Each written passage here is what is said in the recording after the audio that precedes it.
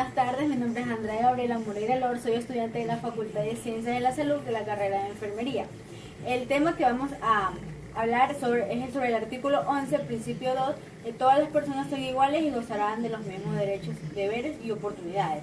Esta es la materia virtual de Derecho Constitucional. Los derechos humanos han ocupado un lugar central en los debates contemporáneos. En la actualidad se acepta de una manera amplia y generalizada que los derechos humanos son inherentes a las personas y más aún que derivan precisamente de su condición humana. Más allá de las diferencias innegables entre los seres humanos por rasgos físicos, capacidades intelectual, clase social, nivel educativo, color de piel, etc. La cualidad común de disfrutar los derechos básicos los iguala como personas. Tal es el enunciado básico de la formulación moderna de los derechos humanos, que incluso en este nivel formal, teórico, abstracto, no resiste a un análisis cuidadoso. La idea de igualdad ofrece diversas dificultades. Sus límites no siempre son precisos, su definición es polémica y su inclusión en instrumentos operativos resulta problemática.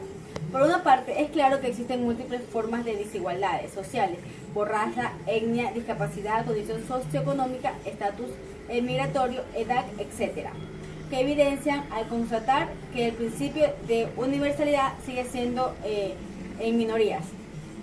Además, en cada uno de estos grupos, curiosamente llamados vulnerables, se reproducen en jerarquías de género. Así que las mujeres discapacitadas, migrantes o indígenas reciben una doble discriminación y se encuentran subordinadas a los hombres de su comunidad.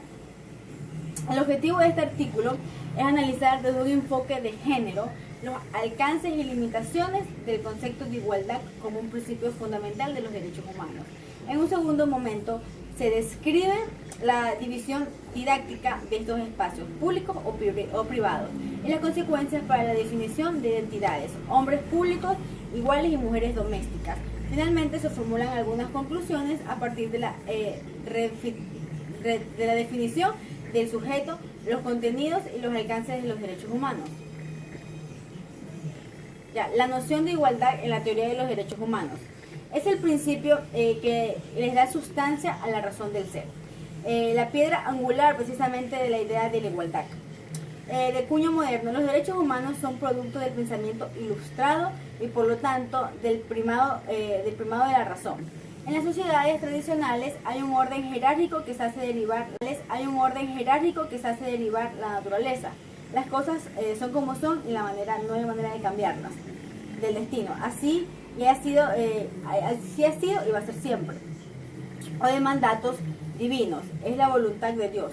Todo tiene un lugar en el orden social y político que se considera extremo a cada persona. Los privilegios de unos cuantos y la correlativa subordinación de otros se originan en el nacimiento de los inmutables. ¿Qué significa la afirmación de que los seres humanos están dotados de razón? Por ejemplo, si todos tienen este atributo, principio de universalidad, significa que por lo menos en eso son iguales. Se trata de una cualidad común que resulta fundamental en la conformación de un nuevo orden. Así, la racionalidad viene a sustituir en el imaginario social las jerarquías derivadas de rangos antisocráticos, posiciones políticas o de gobierno, apellidos de alcurnia y cualquier otra cosa.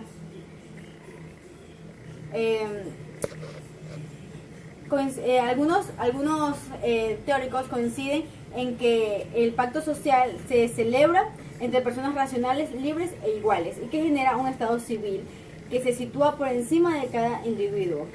En aras de la armonía y seguridad, los individuos deciden unirse para tener colectivamente el derecho a cada uno que tenía sobre las otras cosas.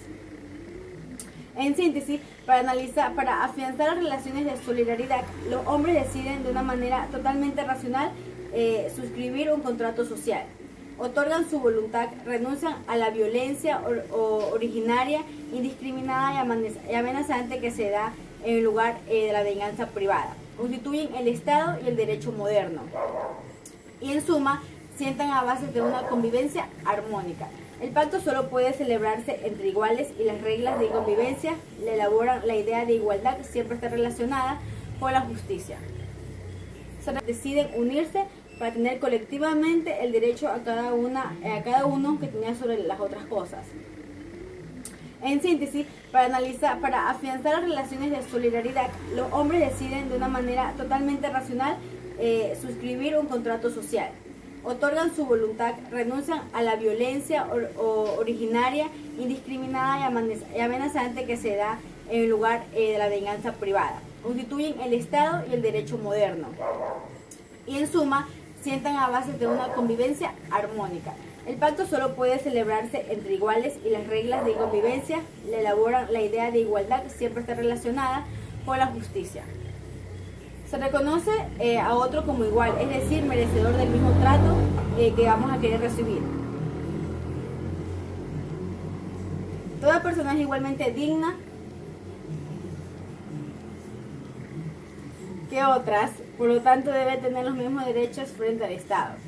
Conclusiones. Los derechos humanos constituyen una ideología cuyo potencial liberador y emancipado resulta prometedor, precisamente por su carácter universal. Se han estudiado mecanismos de exclusión de las mujeres, el pacto constitucional de espacios sociales. Recomendaciones. Que se respeten por igual a todos los ciudadanos que forman parte del país y que se entreguen con sus respectivos derechos en honor a la ley. Y educarnos más en la Constitución para ser participantes directos y poder cumplir con los deberes y derechos. Gracias.